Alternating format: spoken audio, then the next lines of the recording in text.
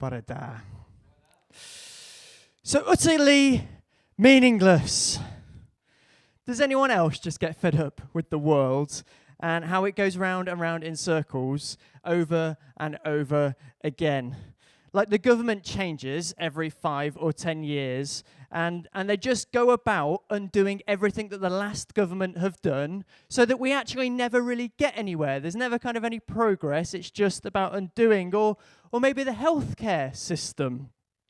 Like it's so slow, isn't it? Like poor Steve has been waiting how long for his hip replacement, which has gone really well. Praise the Lord. Thank you, God, for Steve, and just pray for his recovery. But the healthcare system's slow, waiting lists are so long, budgets are huge, yet still not enough. Like, it needs more money, right? But the financial markets lurch from one crisis to another. The rich get richer, the poor get poorer. And like the irony of the moment is that with the cost of living crisis, has anyone else noticed this? Wages are going up. So, because prices are going up, so wages go up, but that means that prices go up even more because you have to pay for the wages, which means then people want more wages, so they go up. You know, it's this vicious cycle that is happening. It seems completely meaningless. And the environment, well, this is, as most of you know, one of my key passions. This is what I work in, the environment. So let's go to something like plastic recycling is good. Yeah? Recycling plastic's good, but then again, we shouldn't really be using plastic, should we? So let's use more paper. Let's package everything in paper, but then with paper we need to cut down more trees to make the paper. So hang on a minute, now we've got a problem. So let's plant more trees. Government targets planting more trees, National Forest in Wales. Great, isn't it?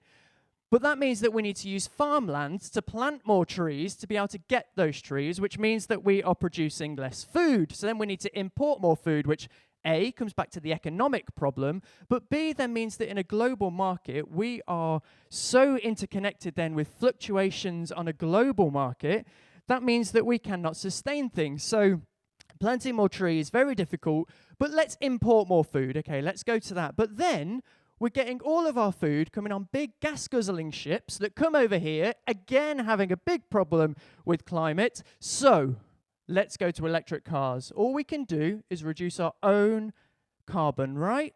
But then again, like, does kind of my car really make a big difference on the global scale? Like when you think of India and China and the astronomical scale of their industry and all that is being polluted, like, can we really make a difference? Glad I got that off my chest. But it's utterly meaningless, isn't it? What has been done will be done again. Does dim byd newydd dan yr haul. There is nothing new under the sun. Is it just me? Do you sometimes resonate with these feelings? And of course, through this, I am riffing off the book of Ecclesiastes, especially the start of Ecclesiastes, and what a great book it is. I want to write a book one day that starts with something like that. I think it's great. But I'm sure that all of us at some point, if not daily, have these sort of thoughts of, oh man, what is the world coming to? What is the point in this? How can I really make a difference? What is going on? We can see the world through the lens of this chapter 1 and 2 in Ecclesiastes, summed up in a couple of verses right at the start that says, utterly meaningless. Everything is meaningless. But you see, Solomon, the writer of this book, goes on to contextualize this just a little bit more in chapter 3, when he says this. Sorry, you won't probably be able to read it, but let's try. There is a time for everything, and a season for every activity under the heavens. Amser I gael elgeni ac amser I farw, amser I blenni ac amser I godi beth blanwydd. A time to kill and a time to heal, a time to tear down and a time to build. Amser I wylio ac amser I chwethin, amser I elaru ac amser I dansio. A time to scatter stones and a time to gather them, a time to embrace and a time to refrain from embracing. Amser I chwilio ac amser I derbyn fod rhywbeth agos. Amser I gadw rhywbeth ac amser I dathlu I fodd. A time to tear and a time to mend, a time to be silent and a time to speak. Amser I garw ac amser I gasu, amser I revel ac amser I heddwch. There is a time for everything. There are seasons in the natural world, as we are seeing from today. It is a transition towards autumn, tymor y Hydref, and there are seasons in life. And we all face different seasons in life, don't we? Like, as many of you know, I have just coming back from a 2-month sabbatical in July and August, where I stepped back from church leadership responsibility just for a short time to try my best to rest. Now, I say try my best to rest. It's because I have 3 mighty men that make it quite difficult to rest physically through different times, and my personality doesn't really let me rest very much when there's stuff to be done. But we did try and find some form of rest.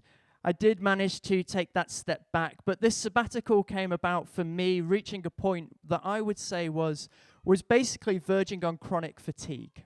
In May and June, from kind of work, so I work for a science organization 4 days a week, that increasing responsibility, just all of my deliverables coming in about a 2-month period, kind of my 4 days a week spilling over into much more than 4 days, lots of time away with work as well, which then obviously puts pressure on at home with a young family. We live on a small holding, so then you're trying to condense all those things and tasks like sorting the pigs out in that time as well. So, of course, it brings its own challenges, and then just through May and June as well, Joss decides to have a sleep regression. So we are up, and Taylor Radbourne does not get much sleep during May and June, it seems. Everything all came together. And then, of course, this amazing church community is growing, active, impact in the community. Opportunities are opening up for us. Kingdom connections and adventure is happening all over the place. It is super exciting, and me and Rach, trying to help lead this team, are trying our best to understand and see, okay, God, how can we get out of the way of what you are doing and help facilitate? How do we position ourselves in a way that means that we can lead really well, and that this community can see all what that we do multiply? Like, in summary, through all of this, I would say, Roin ddynol ac fe nes I flino. I am human, and I got tired. Bad tired. So over the summer, I took a little break just to lay down one of my areas of responsibility, just to try and find a little bit of space to think, reflect, and just spend time with God. And it's been good. As I've said, not restful physically necessarily. Gwyliau ysgol, school holidays make that very difficult. But we had a lot of fun, and we reconnected as a family, and it's been very life-giving. And I'm glad to kind of be back into active church work.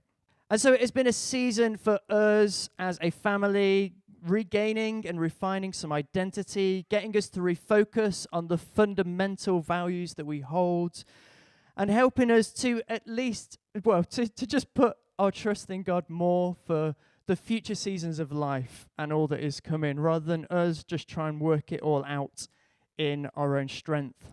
It's very much been what I would call a transition season for us.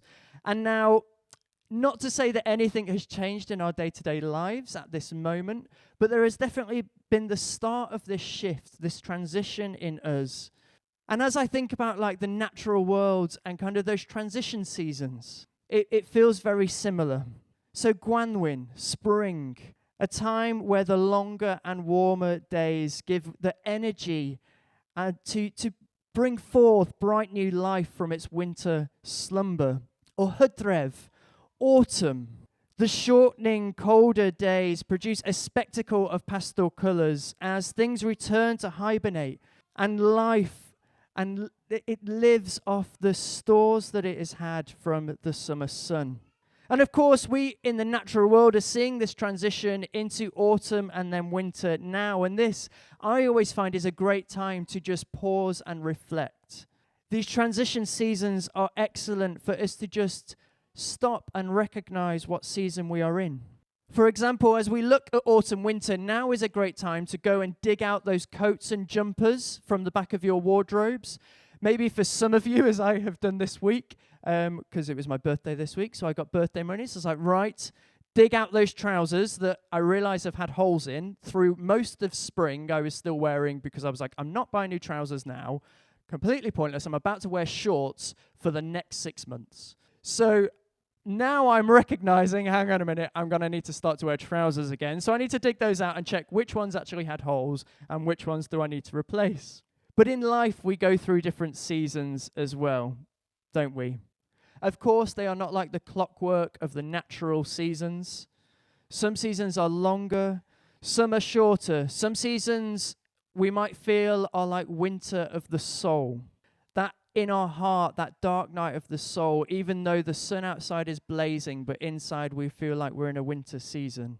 And for some of us, maybe it is in the deepest, darkest moment of winter outside, but inside we are filled with joy and light and life, and we are in that season of celebration.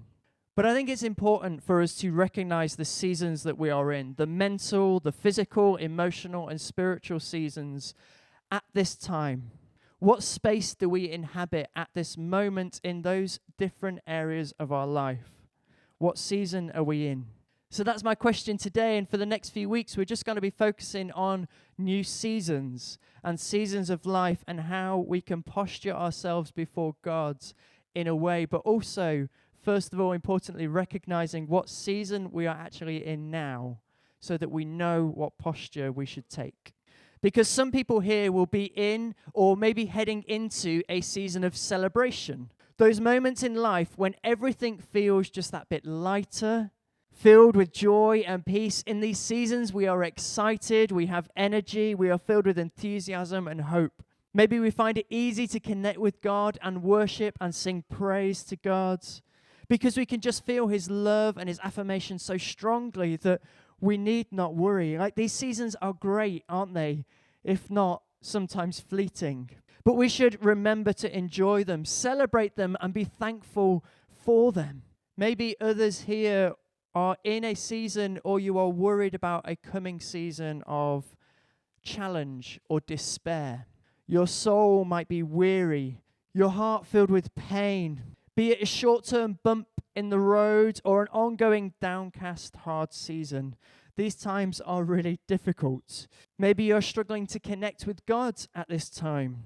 Or maybe you actually have no problem chatting to God, but you just don't know what to say. You no longer have the words, or you kind of just resonate with so many of the Psalms or the book of Job, of just this like anguish of like, God, like, why? Where are you? What's going on? Save me, help me. Where are you?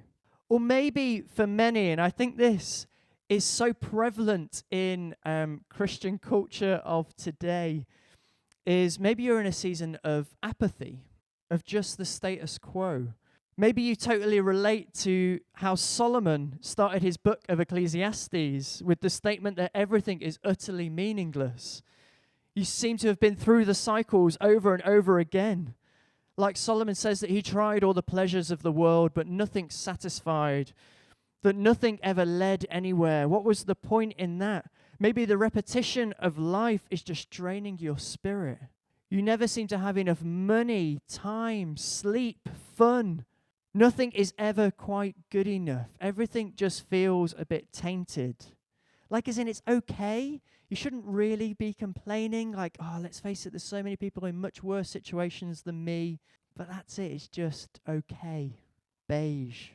Or maybe you are in a little bit of all three of those in different areas of your life. Maybe work is one area. Maybe family is another. Maybe your spiritual life is in another place. And that's okay too. We can't just all be in one defined season. We're not trying to box this off. But when we think about autumn now, it is a good time for us to pause for a short while and recognize where we are at in different areas of our lives.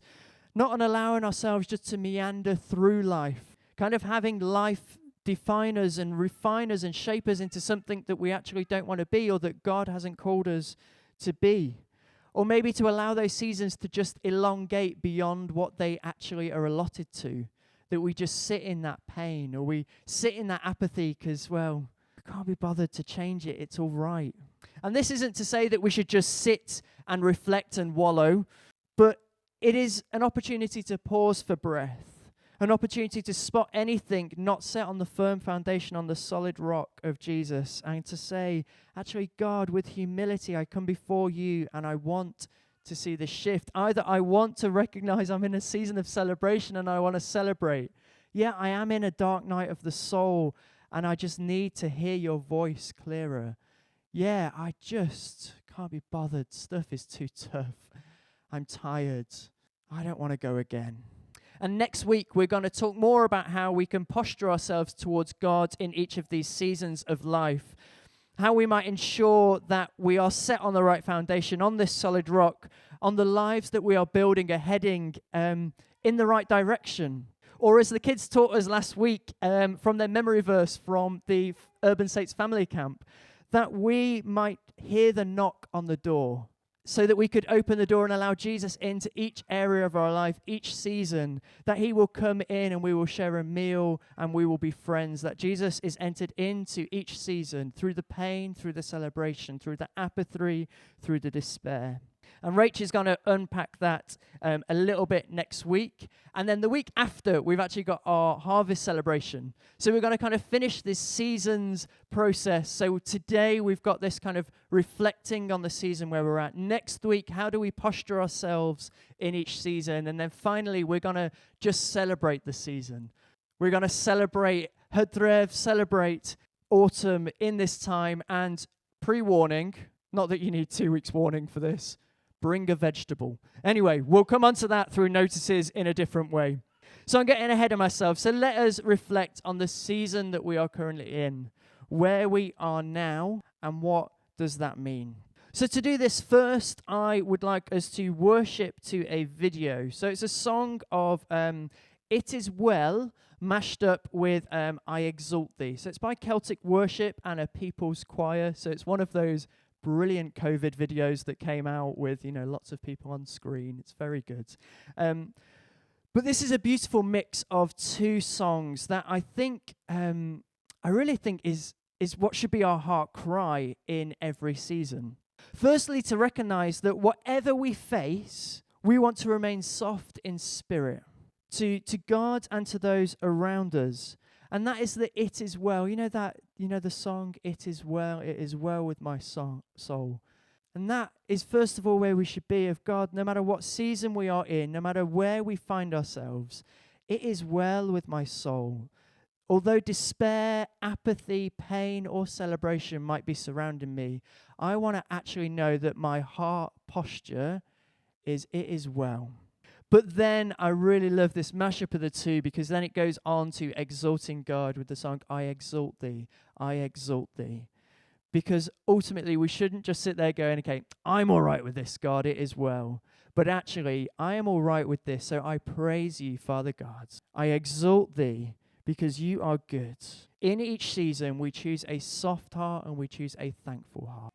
And then afterwards, I'm going to provide a bit of creative space for us to respond and pray for each other, to engage and recognize these seasons of life. So there's going to be 3 areas that I'll set up.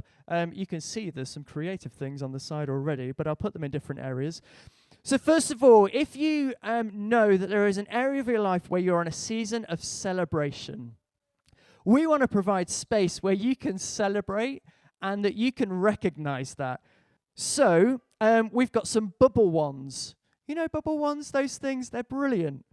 So, what I want us to do is, in an area, I want you to just gather together and just first of all start by praying and thanking God. For God, thank you for whatever you are being grateful for at that time. And then you get to celebrate by blowing bubbles. Amazing. Or popping bubbles is actually more fun. But anyway, for those of you that are in a season of challenge or despair, I simply am going to put that cross out, and I'm going to put some chairs around it or those pillows if you just want to kneel before the cross. Because I think in those times of pain or despair, actually just one of the best things we can do is come before the cross and just lay it down and say, God, I cannot carry this anymore. I just lay this before your cross and just pray. And then for apathy, I have this mirror that I will leave up on the side there. And I want you to go over and just look at your reflection in the mirror and speak over yourself affirmation and joy. Because actually in those seasons of apathy, often it can be like, oh, it's too tough, it's too difficult. But I want you to look at your reflection in the mirror and see it as though how God sees you. So God sees you as you see your reflection in the mirror. You are fully seen. And so in that, I want you to reflect and just thank God and ask God, okay, God, see me through this season. Give me joy, give me encouragement, give me energy again. Whatever it feels that the apathy is being drawn to, just look and reflect on your reflection as God sees you. And as I say, you might want to engage in more than one of these for different areas of life. You just might want to engage in more than one because you're like, I am in a season of despair, but I really, really want to blow bubbles. So that's absolutely fine. You can do that. That is fine. But then also, I just want to create space in that for us to be able to pray for each other. Maybe if you are in that area, just like, as in, spend some time by yourself if you want to engage in that way, if it is easier for you to engage individually. But then maybe turn to someone and just say, like, will you pray with me? I am in this season. You can share details. You don't have to share details. It's up to you. But just to partner together in prayer and encourage one another in these seasons of life.